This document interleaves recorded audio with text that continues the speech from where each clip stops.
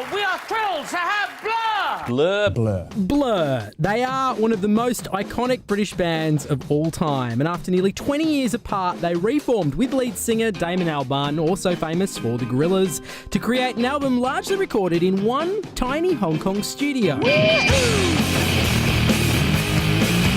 It's been 18 years since Blur performed as a band in Australia. This is a huge deal, but Damon Albarn has a reputation for being slightly difficult in interviews, so see how this goes. Hello. Hi, I'm Mark. Lovely to meet you. Grab a seat. Don't mind me wearing sunglasses, but it's because I haven't had any sleep for about 5 days due to terrible jet lag. It doesn't look that bad. Well, you don't know, you haven't seen. If I asked very nicely, would you consider taking them off? I'd just rather, I know I don't normally do it, but I just feel really tired, and I just feel really tired. All right, so we're all ready to go? Sure. We'd found ourselves in Hong Kong with 5 days off. It was a rare opportunity that we sensed where we could get into the studio and see what new Blur might sound like. I love the story about how the album came about. So my understanding is you were on your way to a music festival in Japan, didn't happen. Yes. And then how do you end up in this studio in Nanking Street? How does that come about? Well, just like, can you find us a studio?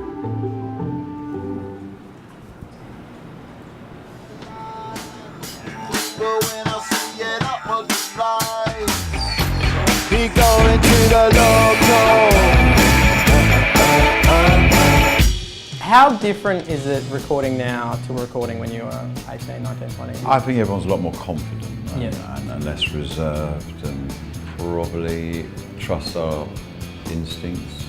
That was the great thing about Hong Kong, was that there was absolutely no pressure and no one knew what we were doing, and we didn't feel like we necessarily had to achieve anything. It was just a sort of nice thing to do.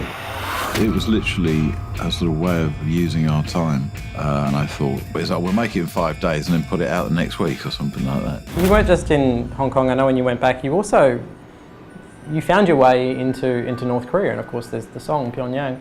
Why was it important to go to North Korea? It wasn't in context of this record. I just had that experience and I had all this stuff to say about it, and that song in particular lent itself to that eulogy for a fallen city.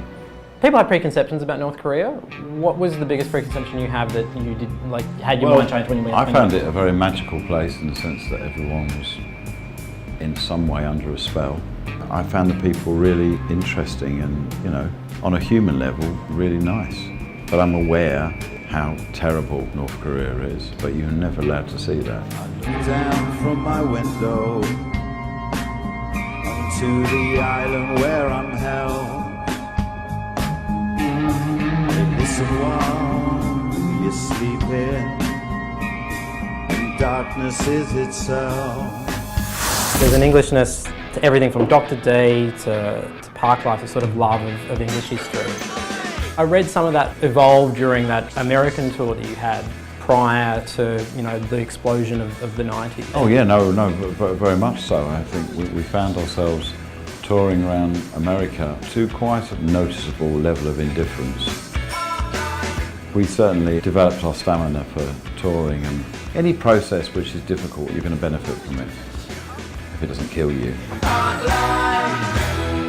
My songwriting became a sort of imaginary England under the imminent influence of American mass culture. It just felt like this is going to happen to us. What we've seen there is going to happen to us. This is an invasion that is about to happen, and it did happen in a sense. Two of Britain's most popular pop groups have begun the biggest chart war in 30 years. The Manchester band Oasis and their arch rivals Blur released new singles today, each hoping to reach the #1 spot next week. Both bands have really upped the stakes, and someone's going to come out on top and someone's going to come out second. And you know, by the very nature of being in a band, you're always quite competitive, and you want to come top, really. Are you proud of that period? In terms of the music that you put out, in terms of the influence you had around the world, are you happy with the impact you had? It has definitely been sort of adopted by another whole generation. I mean, it's really extraordinary for us, being in our late 40s, to see essentially kids having this strange connection with this stuff which we wrote when we were kids. You can never really imagine that until it happens. And I suppose clearly something resonates in those songs which still is meaningful today. Which is great. I mean, lucky us really.